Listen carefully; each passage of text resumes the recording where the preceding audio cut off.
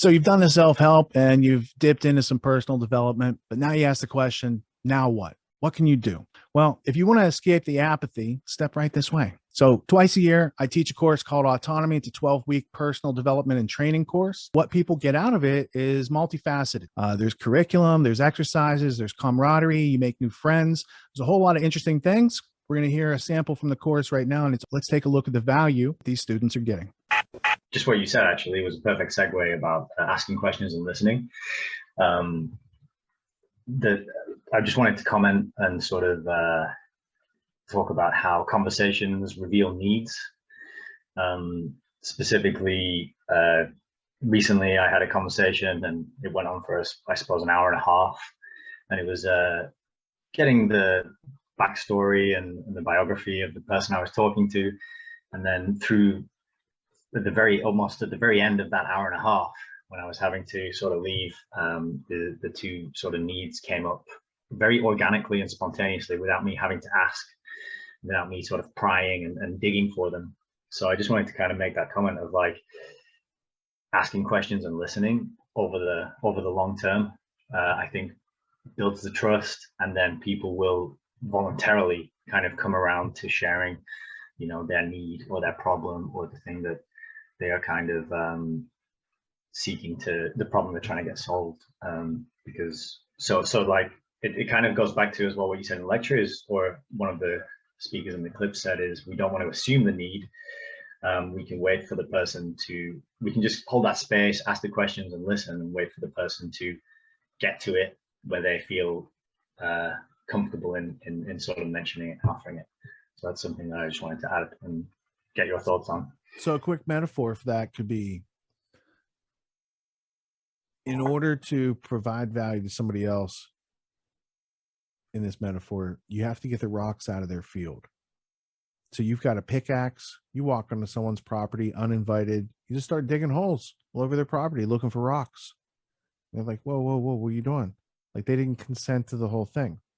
A more elegant way would be to like have a conversation, and in that conversation it's like plowing that field, and as you plow that field and go back and forth methodically covering all these areas, the rocks will naturally kind of just jump to the surface, and you just walk through them, pick them up and throw them to the edge of the garden, and then you're all set, right? It's a much more efficient, palatable, consistent, reliable process just by having the conversation naturally going back and forth, up and down those rows with the plow.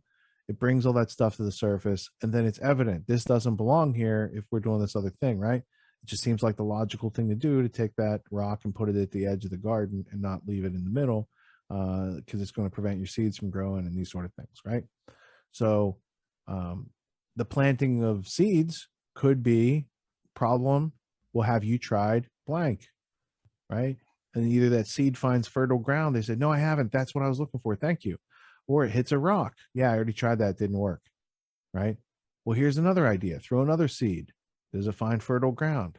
Yes, it does. Then it takes root, and then they get a problem that has a solution attached to it, right? As opposed to just a problem without a solution. So there's a whole metaphor that you could go through these, experiences and look to see like, oh, it's not going right. Oh, I didn't plow the ground. I'm throwing seeds on top of hard ground. Of course, they're going to bounce. Birds are going to eat them. These sort of things, right? What was the next point on your list, since you're so well organized? Just to stick with that metaphor for a second as well, I think it's also good to recognize that sometimes you'll see a rock that they're not ready to have you move or touch or cast aside yet. But it's good to take note of those for later. As you build the trust and move forward, you can handle the rocks that they're willing to acknowledge.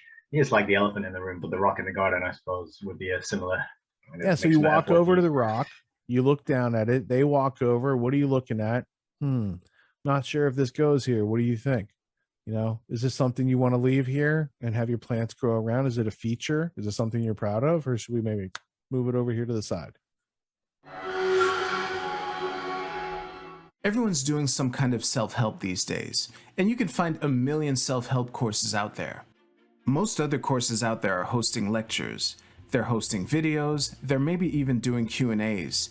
And these are great starting points to encourage learning. But at AUTONOMY, we believe that hands-on practice is the best way to really lock in what we're learning. There's no better way to gain confidence and mastery than through action. After each lecture, we practice the concepts we've learned with other students, giving and receiving feedback in a non-judgmental environment. The result is mastery of concepts like entrepreneurship, ethical sales, and self-reliance in an environment that directly translates to the real world. Plus, you make connections with other like-minded individuals who are learning right alongside you, and you have a lifetime membership in the community. The AUTONOMY course with Richard Grove equips you with confidence, competence, and courage in a world filled with confusion and noise. You can learn more at getautonomy.info. We'll see you there.